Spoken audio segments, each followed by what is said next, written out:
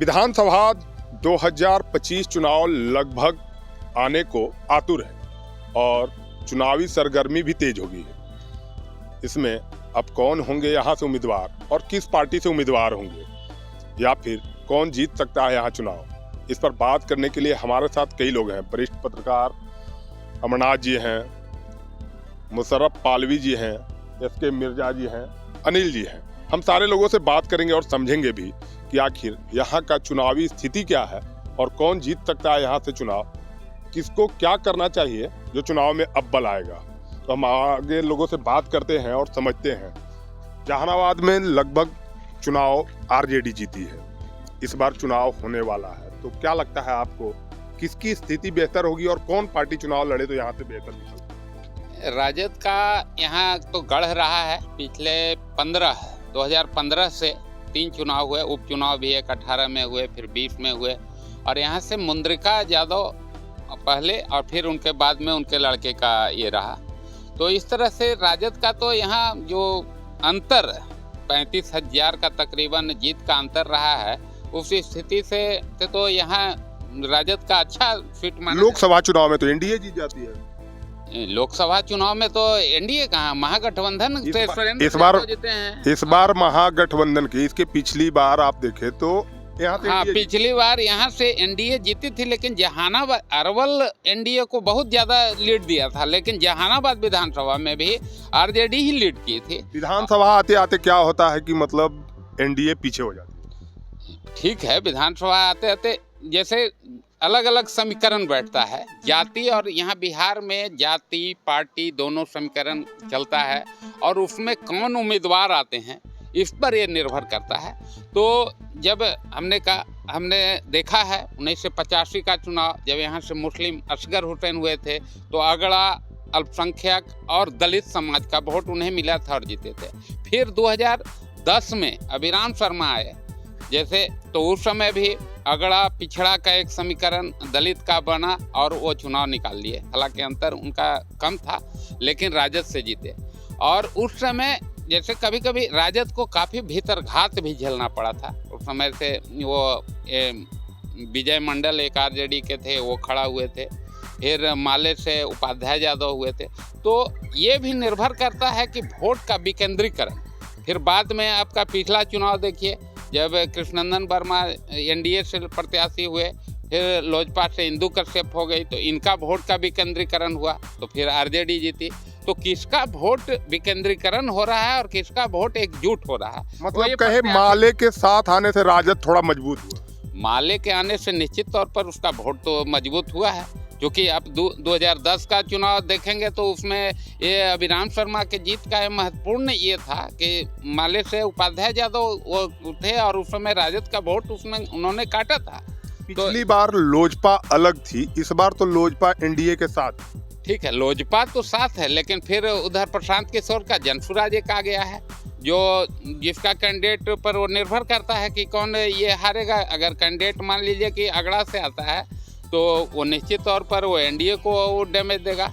अगर फिर मान लीजिए कि कैंडिडेट अगर आता है किसी और से, तो जैसे आपने देखा बेला में अल्पसंख्यक का एक कैंडिडेट, तो वो आरजेडी, जो उनका एक परंपरागत आरजेडी वोट मानती थी, उन्होंने अपना वोट काटा, तो आरजेडी के प्रत्याशी वहाँ चुनाव हार गया। इमामगंज में वहाँ से थे, आरक्षित सीट था, सारा चीज़ था, ये जीतन राम मांझी की पतोहू थी, वहाँ से पासवान कैंडिडेट जनसुराज से हुआ, तो इनको काफ़ी परेशानी में डाल दिया था। हालांकि दिगर बात है कि ये चुनाव जीत गई, लेकिन चुनाव में काफ़ी मशक्कत कर, तो ये प्रत्याशी का चेहरा भी जाति पार्टी ये मायने रखता है।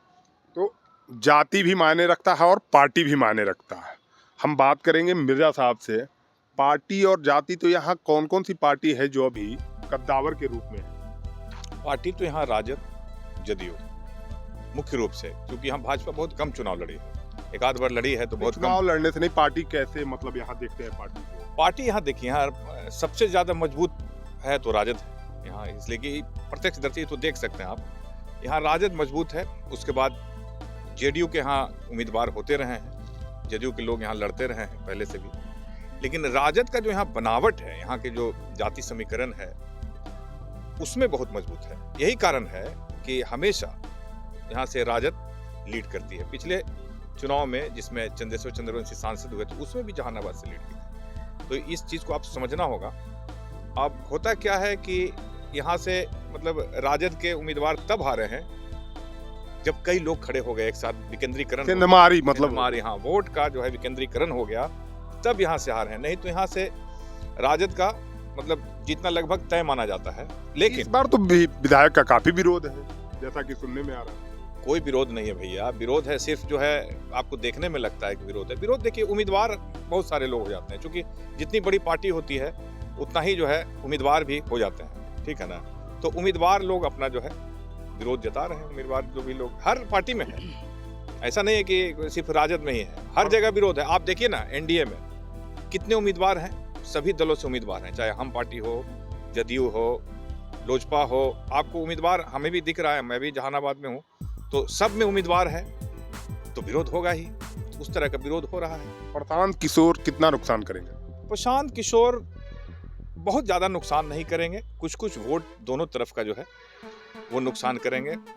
बहुत ज़्यादा नुकसान इसलिए नहीं करेंगे क्योंकि अभी वो शुरू हुए हैं, अभी मतलब कहेंगे अभी स्टार्ट हुआ है उनका। ये तो पहला ही चुनाव है ना, सिर्फ उपचुनाव लड़े हैं वो, ये फर्स्ट चुनाव है। फर्स्ट चुनाव के हिसाब से प्रशांत किशोर को अगर मानिए तो एक उनकी चर्चा है, यही बहुत बड़ी बात है, समझिएगा ना। वो प्रशांत किशोर अगले 2030 में समझिएगा ना कुछ उनका रंग दिखेगा, 25 में बहुत खास नहीं दिखेगा इनका रंग। जातिगत भी है और पार्टी भी है, कई पार्टी भी है।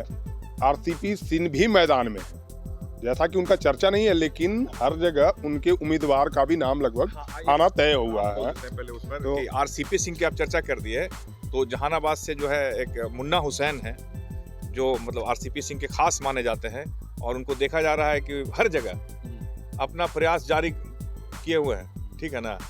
हालांकि पुराने पॉलिटिकल वर्क कर चुके हैं, असगर हुसैन के टाइम से ही बहुत काम कर चुके हैं वो। तो आरसीपी सिंह जब जेडीयू में थे उस समय भी काफ़ी घनिष्ठता था। अब चूंकि आरसीपी सिंह को नीतीश कुमार ने ऐसा किनारे लगाया कि जो है उनका कहीं अता पता दिख नहीं रहा है, लेकिन आरसीपी सिंह के माध्यम से मुन्ना हुसैन काफ़ी वर्क जहानाबाद में कर रहे हैं। अब वो कितना नुकसान पहुंचा पाते हैं वो सब आने वाले समय में पता चलेगा। अनिल जी, कैसे देखते हैं आप जहानाबाद के? अभी वर्तमान देखा जाए विधानसभा चुनाव, तो राजद के जो यहाँ कैंडिडेट हैं, अब ये स्पष्ट रूप से कहा नहीं जा सकता, इसके पीछे और लोग भी खड़े होंगे कैंडिडेट के रूप में। तो यहाँ कहा जाए तो भारी पड़ेगा आपको। मुस्लिम वोट जो है यदि इसके पक्ष में निर्णायक वोट देता है, और उसी से लेकर के यहाँ चुनाव जीतते आया है राजद। लेकिन इस बीच देखा जाए तो एनडीए का जो अवर जो मुख्यमंत्री ने प्रगति यात्रा की है, या एनडीए का कई सम्मेलन हुआ है, कार्यकर्ता का सम्मेलन हुआ है, तो इसमें जो एनडीए के लोग जो एकता बनाए रखने की बात कर रहे हैं कि हम यहाँ से जो है जदयू के कैंडिडेट भी देखे जा सकते हैं। तो दूसरी ओर जो है गठबंधन के आरजेडी अन्य दलों के लोग मिल करके इस चुनाव लड़ेंगे, तो कहीं न कहीं बीच में जो जनसुराज पार्टी है उससे थोड़ा सा नुकसान होगा। मुस्लिम वोट निर्णायक साबित होगा, ये बड़ी बात आ गई सामने। क्या मुशर्रफ साहब, क्या लगता है आपको, मुस्लिम वोट निर्णायक होगा और किस पार्टी के लिए निर्णायक? लगातार रितेश साहब, यहाँ जो जहानाबाद की जो बात कही जाए, जैसा कि हम लोग सभी जानते हैं कि 2015, 2018, 2020, अब 2025 का विधानसभा चुनाव है। मुस्लिम वोट कहीं ना कहीं निर्णायक तो रहता है, इससे कोई दो बात नहीं है, लेकिन उम्मीदवार को भी देखा जाता है। ऐसा नहीं है, जैसे हम लोग सब बात कर रहे थे अभी कि आपको यहाँ से जदयू के भी उम्मीदवार जीत हासिल किए हैं, और मुसलमानों का वोट जो है आपको जदयू के पास भी जाता है। जदयू चाहे वो किसी के साथ हो, आरजेडी के साथ गठबंधन में चुनाव लड़ा है तब भी, और एनडीए के साथ लड़ाता है तब भी जाता है। हाँ, अब ये है कि कभी कभी लोग उसके जो उम्मीदवार होते हैं उसको देखते हैं कि उम्मीदवार कैसा। कोई ज़रूरी नहीं है कि लोग खाली कोई पार्टी देखते हैं और उसको वोट दे देते हैं, ऐसा कभी नहीं होता है। लोग उम्मीदवार को भी नहीं, तो अगर किसी को भी आदमी टिकट दे दे तो कोई भी जीत के चलावे। तो इसीलिए लोग देखते हैं कि उम्मीदवार कैसा है, सिर्फ पार्टी को नहीं देखा जाता। या लोग अब आंख बंद करके नहीं देखते हैं कि ये आरजेडी है और ये बीजेपी है या एनडीए है या जदयू है। ये लोग ये देखते हैं कि उम्मीदवार कैसा है, लोग काम कैसा कर रहा है। और सही मानों में ये माना गया है कि जहानाबाद में लगातार आरजेडी के उम्मीदवार रहे हैं और जीत भी हासिल किए हैं, लेकिन ऐसा नहीं है, जीत हासिल हुई है उनकी, लेकिन जदयू को भी अच्छा खासा वोट पड़ा है। हाँ, भले 2020 में देखा जाए तो जो इनका सुदय जी जो 35,000 वोट से जीते हैं, तो उसमें मुसलमानों का ही वोट होगा और भी लोगों का वोट होगा, क्योंकि माले उनके साथ गठबंधन में थी। तो इस तरीके से कहीं ना कहीं असर पड़ता है। लेकिन मुसलमानों का वोट सिर्फ एक जगह नहीं, हर जगह पर सभी लोग को देता है, लेकिन कहीं कहीं पर वो निर्णायक हो जाता है और कभी कभी वो बेकार भी हो जाता है। मतलब जाति फैक्टर कहें, पार्टी फैक्टर कहें, दोनों यहाँ है। ऊपर से प्रशांत किशोर भी आ रहे हैं, वो भी एक फैक्टर साबित हो रहे हैं। और सीपी सिंह भी अगर मैदान में आ जाते हैं और चुनाव आता है तो आप देखते हैं कई पार्टियां और नजर आने लगती है।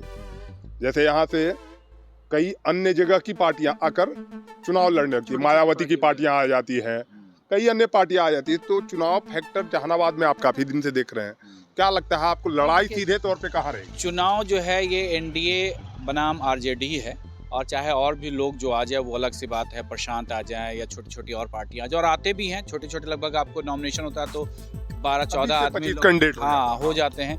लेकिन जो लड़ाई होती है वो आरजेडी बनाम आपको एनडीए होगा, और अब इसमें देखना होगा कि किसकी जीत होती है, कौन ज़्यादातर अपने आप में कामयाबी हासिल कर पाती है। लेकिन प्रशांत किशोर अभी बहुत ज़्यादा, क्योंकि ये जो है अभी डेगा डेगी दे रहे हैं। हाँ, जैसे देखिए अभी आपको बेला में भी उन्होंने जो उपचुनाव हुआ वहाँ, तो ये है कि वो वोट काट रहे हैं। अब किसका काट रहे हैं ये देखना है। कभी कभी हो सकता है कि वो दोनों आदमी का, बीजेपी का, एनडीए का भी काट ले और आरजेडी का भी काट ले, ये भी हो सकता है। लेकिन वोट काट रहे हैं, लेकिन जीत हासिल करना भी उनको बहुत दूर है। जाति फैक्टर पर देखें तो जाति में किस जाति का सबसे ज्यादा वोट यहाँ है? कि यहाँ जाति में जो 50,000 से 5-10,000 ऊपर बताया जाता है यादव है, और 50,000 से 2-4-5,000 नीचे भूमिहार का, माने 10,000 का अंतर बताया जाता है। 10-15 और 15,000 मुस्लिम का बताया जाता है। तो ये जब 85 में कांग्रेस जीता या अभिराम जी जीते, तो ये दोनों समीकरण अगड़ा और मुस्लिम का साथ आया, तो ये राजद को पटकने दिया। तो ये जाति समीकरण ये दो रहा। तीसरा फिर पासवान जाति का भी 10,000-15,000 वोट है, फिर कोयरी का भी इतना है। तो इस तरह से जातिगत समीकरण जब ये बैठता है तो ये खास करके जो मुस्लिम पर बात हो रही है, तो जहानाबाद सीट मुस्लिम का निर्णायक माना ही जाता है। और ये पिछला ग्राफ भी हम लोग देखें, इधर 2-3 चुनाव से 15 से 18 हुआ, 20 हुआ, जब मुस्लिम और यादव का एक गठबंधन वो कायम रहा, और वो 35,000 से लीड का ये प्रमुख वजह रहा। तो ये मुस्लिम निश्चित तौर पर और निर्णायक यहाँ होती है। ये तो क्या लगता है मिर्जा साहब, क्या होगा जहानाबाद का? जहानाबाद में देखिए 2-3 बात मैं आपको बता देता हूँ। सबसे पहले तो एक बात ये भी मैं बता देता हूँ आपको कि एनडीए से जो भी उम्मीदवार आएंगे, समझ गए ना, तो एनडीए में एक उम्मीदवार नहीं होंगे, एनडीए से कई उम्मीदवार आने वाले हैं। ये मैं मतलब एनडीए से कई उम्मीदवार यहाँ? एनडीए से नहीं, एनडीए से एक ही उम्मीदवार रहेंगे, लेकिन एनडीए में जो मतलब रह चुके हैं, जो निर्दलीय भी चुनाव लड़ेंगे। अच्छा, निर्दलीय भी चुनाव लड़ सकते हैं। बड़ी बात सामने लाई इन्होंने कि निर्दलीय भी, और ये बात सामने भी आ रही है कि कई निर्दलीय उम्मीदवार भी मैदान में हो सकते हैं। हाँ, हो सकता है, वो राजद से भी हो सकते हैं, चुनाव लड़ सकते हैं, लेकिन एनडीए में ज्यादा लोग आएंगे, समझ गए ना। तो आप समझ लीजिए कि क्या होना है। फैक्टर बहुत बड़ी बात आती है कि एनडीए से या फिर आरजेडी से उम्मीदवार निर्दलीय भी चुनाव मैदान में आ सकते हैं। चुनाव की सरगर्मी तेज हो चुकी है। जहानाबाद सीट पूरे मगध नहीं, पूरे बिहार में काफी मायने रखता है, और यह सीट निर्णायक भूमिका में रहता है। यहाँ उम्मीदवार कौन होगा ये पार्टियों को सोचना है, वरना उनके लिए चुनाव उतना ही टफ हो जाना है जितना लोकसभा चुनाव टफ हो गया था। देखते रहिए, हर खबर आप तक पहुंचते रहेगा। धन्यवाद आप सभी का।